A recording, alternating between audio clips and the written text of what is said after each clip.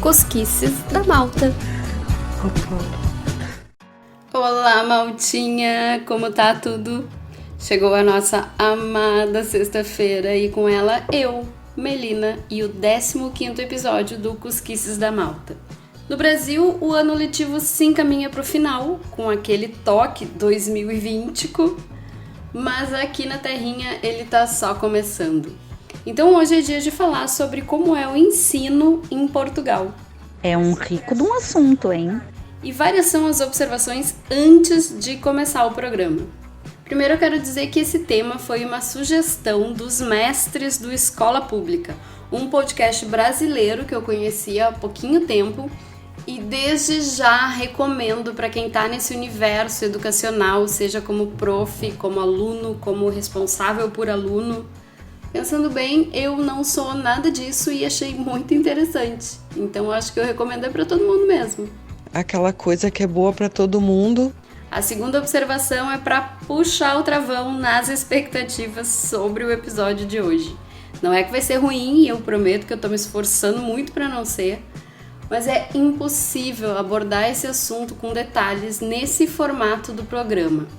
Por isso a minha ideia é apontar os pontos mais curiosos e relevantes e deixar no Instagram alguns links onde vocês podem se aprofundar mais. E por fim, eu quero dizer que esse é o primeiro Cosquices da Malta em que não tem nenhuma experiência minha. Para quem não sabe, eu não tenho filhos e também não vim estudar em Portugal. E como isso não faz parte do meu dia a dia, foi um assunto que eu tive que pesquisar bem mais do que os outros e principalmente recorrer à paciência das amigas que tiveram que me explicar como funciona.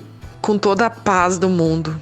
Por isso eu deixo aqui a minha gratiluz a Michelle e todas as mames do Diversão em Portugal, nosso grupo fofo de WhatsApp. A Nanda, minha prima emprestada, que tá aqui também, chegou um pouquinho depois de mim, que mora em Lisboa. E a Vanessa, Madame Vavá, minha amiga de infância, que mora em Portugal desde 2017 e que é o meu porto seguro / balcão de informações por aqui. Recados dados, vamos às lições cuscas de hoje? Não é novidade que o ensino em Portugal é muito bom. E eu digo mais, o ensino público é muito bom. Tanto que a escola pública é a opção da maioria dos portugueses, mesmo daqueles que teriam condições de pagar uma escola privada. Por aqui, o ensino básico e o secundário são obrigatórios. A grosso modo, o básico é equivalente ao nosso ensino fundamental e o secundário ao ensino médio. A diferença é que o governo faz a parte dele e garante que tenha vaga no ensino público para pessoinhas a partir dos 5 anos de idade. Deus livre, coisa bem boa. E antes disso, não? A educação pré-escolar aqui é facultativa. Então até tem escola pública para menores de 5 anos, mas não tem vaga para todo mundo. Para a criança conseguir entrar, uma série de fatores são avaliados, o que vai criando tipo um ranking, assim. Quem já tem irmão mais velho na escola, por exemplo, tem preferência, as de 4 anos têm vantagem sobre as de 3 e coisas assim. A alternativa para os pais de crianças pequenas são as creches ou infantários particulares, que, como no Brasil, tem valores de mensalidade super variados, 100, 200, 400 euros, tudo depende muito da localização e da infraestrutura. Ai, tantas coisas, né? Outra coisa bastante curiosa é que aqui o ensino acontece sempre em período integral. Então a criança ou adolescente sempre almoça no colégio. O horário pode variar conforme a escola, mas a entrada é ali pelas 9 da manhã e a saída umas 5 da tarde. Se bem que para os menores de 5 anos, pelo que entendi, a saída é um pouco mais cedo. Porém, é muito comum a escola abrir em torno das 7h30 da manhã para os pais que precisam já irem deixando as crias, que vão fazendo atividades de recreação até começar mesmo o período da aula. Olha que legal! Assim como também é possível deixar até mais tarde.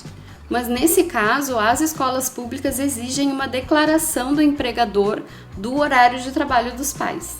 É justo, né? O filho já passa o dia todo na escola, não vai deixar até mais tarde só porque sim. O filho é teu também. Isso também acontece em uma escala maior, considerando o ano letivo. As aulas mesmo começam lá pela segunda quinzena de setembro, mas desde o dia 1º algumas escolas já disponibilizam as ATLs, ou atividades de tempo livre.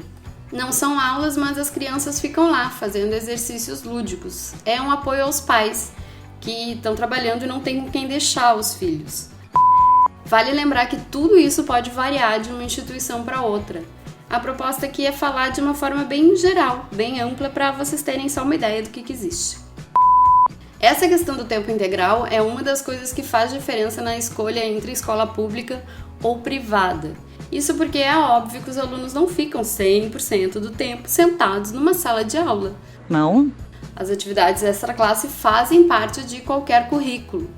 E por atividades extra-classe entendam alguns esportes, alguns tipos de arte como dança, música, coisas assim. É bem comum que as escolas particulares ofereçam mais opções desse tipo de atividade, além de contarem com horários ainda mais alargados, o que pode ser imprescindível para alguns pais. É, amigo. Outro motivo que faz as escolas privadas serem procuradas é o ensino bilíngue.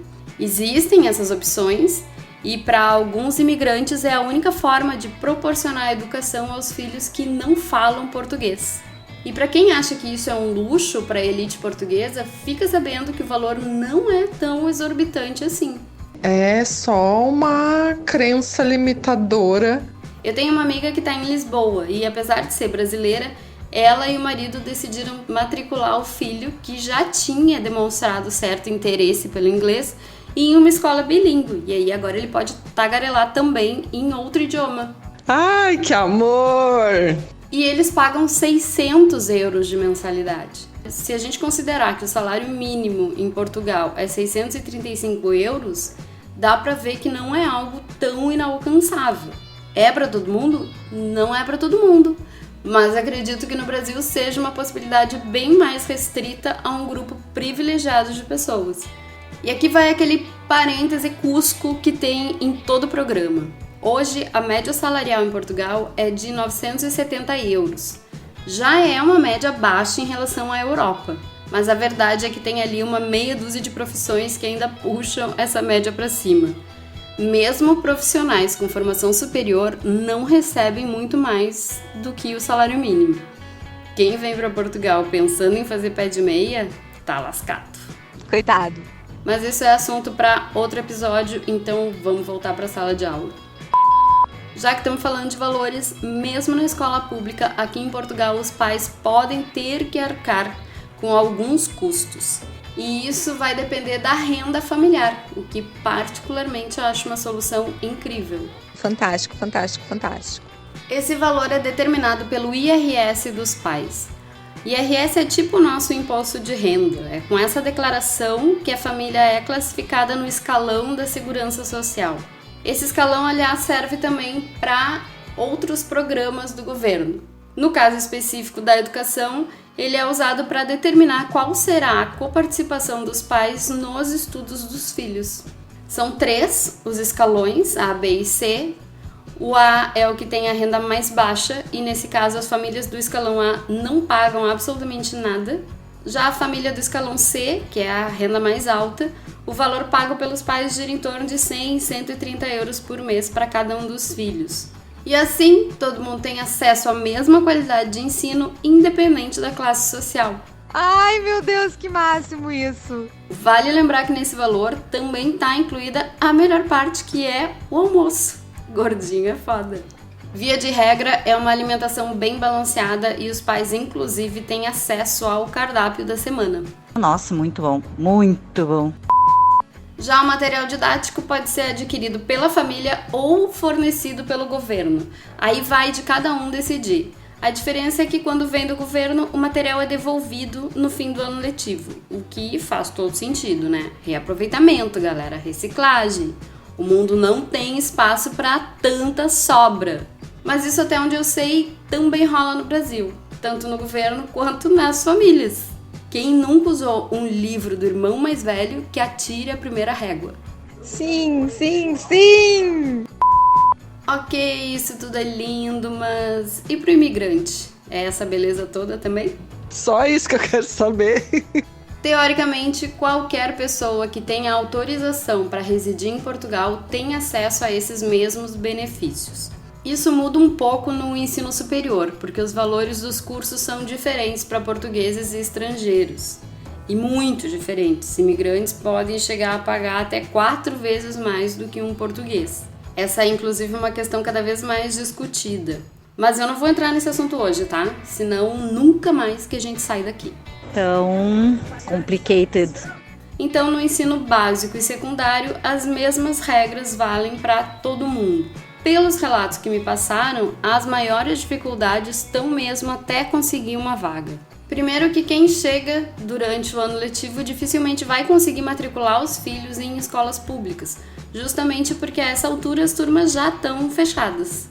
Acaba que muita gente prefere pagar uma escola particular para a criança não perder o ano e depois busca uma opção pública. Outra questão é o velho problema do desencontro de informações. Sim, tem isso aqui também. Dependendo da pessoa que te atende nas instituições, a orientação é uma ou outra, e aí fica aquela confusão. E algumas mães também reclamaram da falta de transparência da lista de espera. Lembra que eu falei do tal ranking para as crianças menores de 5 anos? Então, elas contaram que não fica bem claro qual a posição da criança nessa lista, se tá quase, se falta muito, se quem passou na frente tinha mesmo o direito de passar na frente. Ah, também tem isso, né? É aquilo que a gente sabe, né? Cada um tem uma experiência e é impossível ter certeza do que exatamente vai acontecer para cada pessoa. Porém, tirando essa parte que estressaria até Buda, de uma forma geral, tá todo mundo muito satisfeito com o ensino em Portugal. As crianças de outras épocas que lutem. E eu sei que pode estar batendo aí nessa cabecinha uma dúvida que não tem relação direta com educação, mas é uma coisa que pode sim preocupar. Rola preconceito com alunos estrangeiros? Ai, Bom, né, gente? Sempre que tem ser humano envolvido, pode dar merda. Mesmo quando são seres novinhos, porque eles têm exemplos que podem ou não ser bons. Eu confesso que só ouvi uma vez no ano passado uma mãe dizendo que a filha de 8 anos ouvia algumas ofensas de uns colegas por ser brasileira. Fora isso, eu não soube de mais nenhum caso específico. Pelo contrário, as crianças portuguesas estão cada vez mais acostumadas a conviver com as de outras nacionalidades, aparentemente. Eu até tenho amigas portuguesas no jornal que contam que os filhos volta e meia chegam em casa falando algum termo no português do Brasil. Então parece até que as crianças se divertem com isso. Imagino que quanto menores, mais fácil seja essa integração. Mas é sempre bom ter em mente que uma mudança de país gera todo um turbilhão emocional. E que sim, episódios de discriminação podem acontecer não só na escola, como em todas as esferas. Por isso, acho que tão importante quanto a questão da documentação e dos custos é ficar muito atento às questões psicológicas.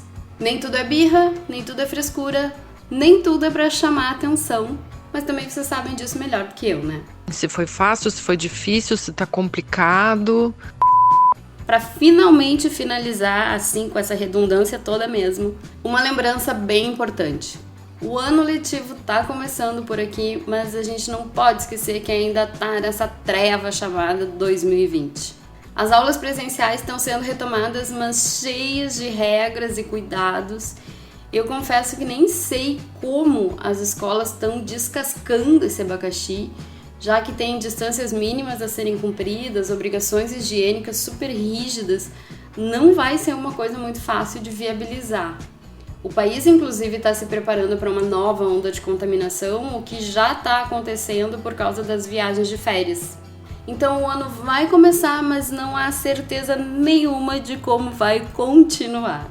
Eu tô rindo de nervosa. Cusquinhos e cusquinhas, finalmente chegamos ao fim desse episódio letivo. Como eu falei, foram pinceladas só para matar a curiosidade sobre o assunto. Eu prometo tentar compartilhar no Instagram ao longo da semana informações adicionais e se tiverem alguma dúvida mais específica, podem mandar mensagem por lá que eu vou atrás para descobrir. Quero também deixar um beijo grande para Nessa, para Nanda, para Michelle e todas as mães que me ajudaram a parir esse programa. Foi descolado ou pegou mal? Parir nesse caso. E outro beijo para a professora Dani e para o professor Luciano, do Escola Pública Podcast, que me instigaram a falar sobre o tema. Aproveitem para colocar o Escola Pública na playlist de vocês. Acho que dá para aprender muita coisa com ele. Maltinha, bom fim de semana, que vocês sejam felizes onde quer que estejam.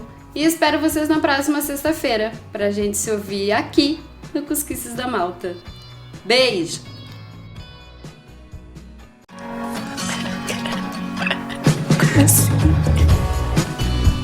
Cosquices da Malta.